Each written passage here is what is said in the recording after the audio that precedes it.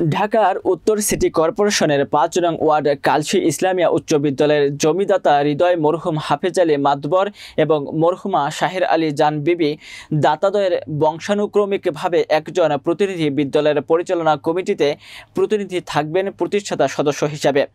নিজস্ব প্রতিনিধি হারুনুর রশিদ তুষারের প্রতিবেদনে দেখুন বিস্তারিত। এর ফলক উন্মোচন করেন আলহাজ ইলিয়াস উদ্দিন মোল্লা এমপি, ঢাকা ১৬ আসন।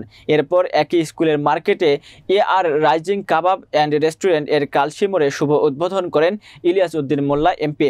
এ সময়ে প্রতিষ্ঠানের ব্যবস্থাপনা পরিচালক রবিউল ইসলাম রিপন ও পরিচালক আরিফ দোয়া ও মিলাদে সহ প্রায় ৭০০ মানুষের নৈশভোজের ব্যবস্থা করেন।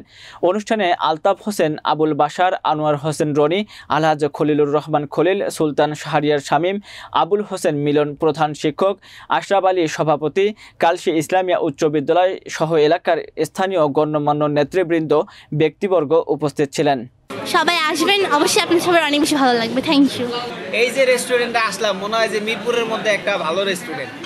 100 খুব ভালো মিষ্টি। যে আমাদের খাবারের মেনু আছে, শিক কাবাব আছে, গ্রিল আছে, নান আছে, তান্দুরি আছে, তারপরে মোরগ পোলাও আছে, ভুনা মাংস আছে। রাজধানী মিডিয়াকে আমি ধন্যবাদ জানাচ্ছি। বড় মেজর সমস্যা ছিল সেটা হচ্ছে পিকআপ স্ট্যান্ড। যে পিকআপ স্ট্যান্ডের জন্য আসলে আমি চালু করতে পারতেছিলাম না।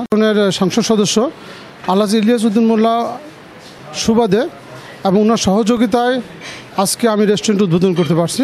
এই রেস্টুরেন্টে একটা জিনিস হবে, সেটা হচ্ছে এখানে পুরোটাই সরিষার তেলের খাবার হবে। রেস্টুরেন্টের খাবার মান এবং রেট খুবই স্বাভাবিক থাকবে এবং মধ্যম পরিবারের সবাই আমার রেস্টুরেন্টে খাবার খেয়ে শহরে খাবার খেতে পারবে। আমি ট্রাকগুলি না থাকার কারণে শব্দ দূষণ থেকে ছাত্রছাত্রীরাও একটু মুক্ত হবে, পাশাপাশি পরিবেশটাও ভালো হবে। এই সেট পুরোটা খালি এখানে কোনো গাড়ি যদি আমি দেখি বা আমার চোখে পরে, আমি কিন্তু রাখার খেয়ালার কত রাখবো। তোমাকে গাড়ি 70টার থেকে এখন হয়ে গেছে 1000।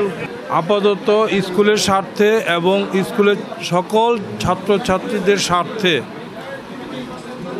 এই স্কুলের গেটের থেকে উত্তর দিকে যেন কোনো গাড়ি যাতে না থাকে।